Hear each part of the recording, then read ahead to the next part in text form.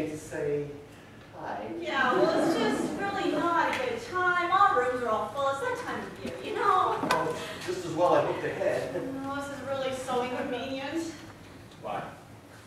Well, because one of the local girls is getting married tomorrow, and I just don't have the staff to wait on you. It'd be so much more comfortable over on the mainland. No.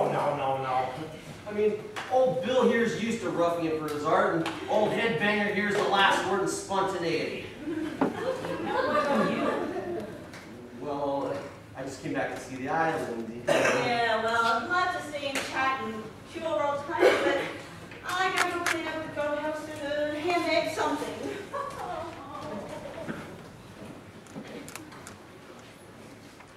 Age does not wither her. No, I was expecting a rather stout matron.